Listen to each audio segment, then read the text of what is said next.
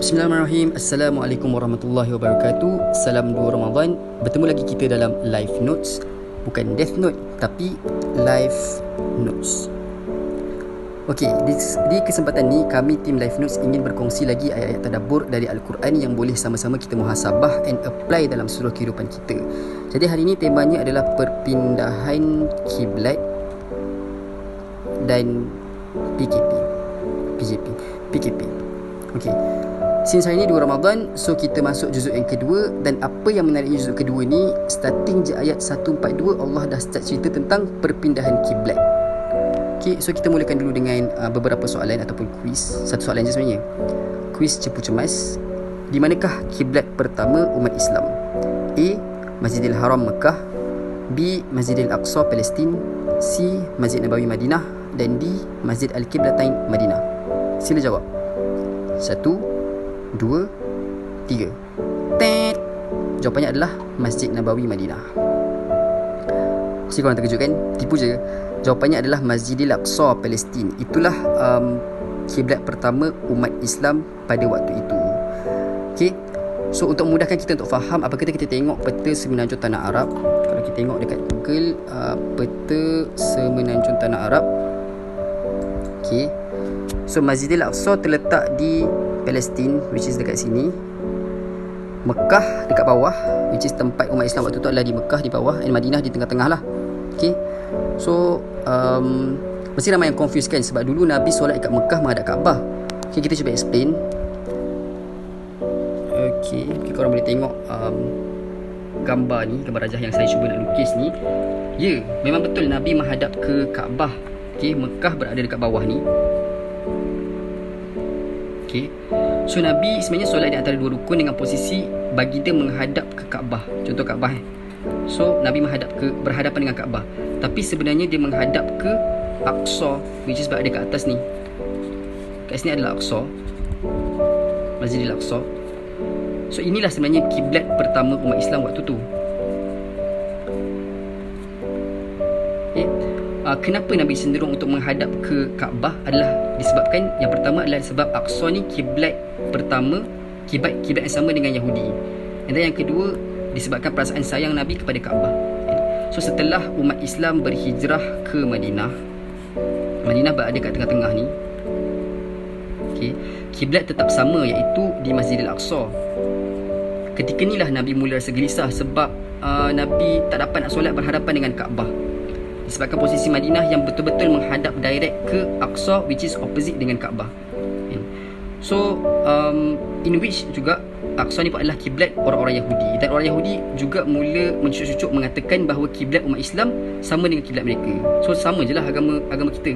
So itulah yang disebutkan dalam surah Al-Baqarah ayat yang ke-144.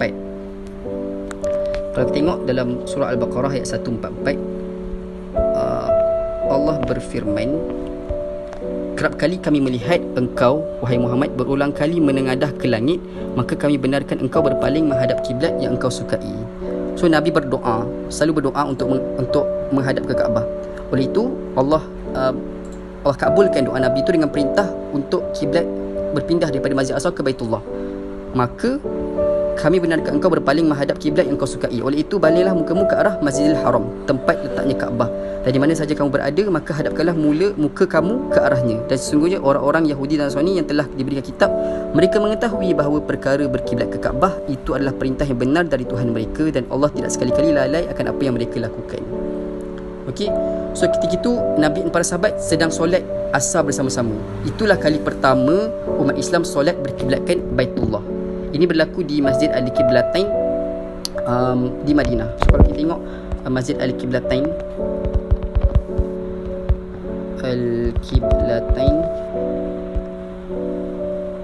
so ini ada Masjid Al-Qiblatain. Bolehlah korang Google tengok Masjid Al-Qiblatain ni, which is masjid yang pertamanya perpindahan kiblat tu berlaku lah kan.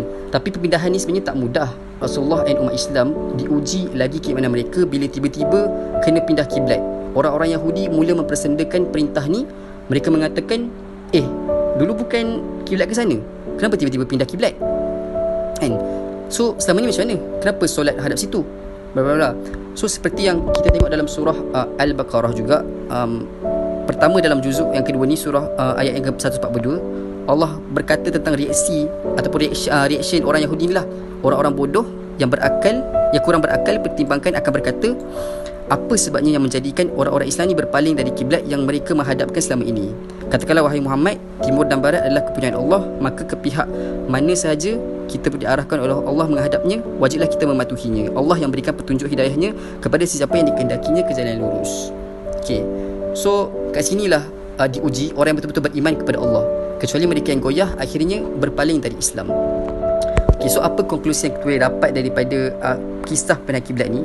Okay, kiblat yang pertama, sebab Nabi cenderung, setelah turunnya ayat 144, ujian buat umat Islam.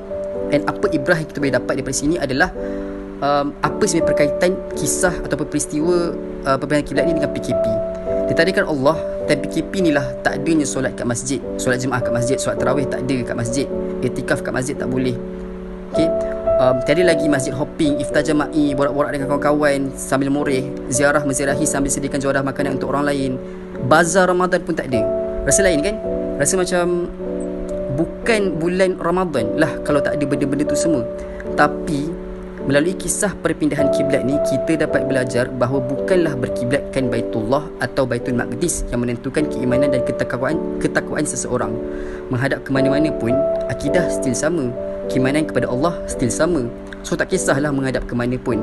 In fact, solat tarawih kat mana sekalipun, suasana Ramadan berubah macam mana sekalipun, still barakah dalam bulan Ramadan tu still sama, ganjarannya still sama. Bahkan keimanan dan akidah kita pada Allah supposedly sama. Itulah yang disebutkan oleh Allah dalam surah Al-Baqarah ayat 177. So take home message yang kita boleh dapat, teruskan beramal. Di mana pun kita berada, iman tetap sama. What matter most, amal. Inilah yang menunjukkan kita benar-benar beriman kepada Allah. Teruskan beramal. Masjid memang tutup, tapi syurga Allah tak pernah tutup. Bahkan lebih luas lagi Allah buka di bulan yang mulia ini. Wallahu alam. Yang benar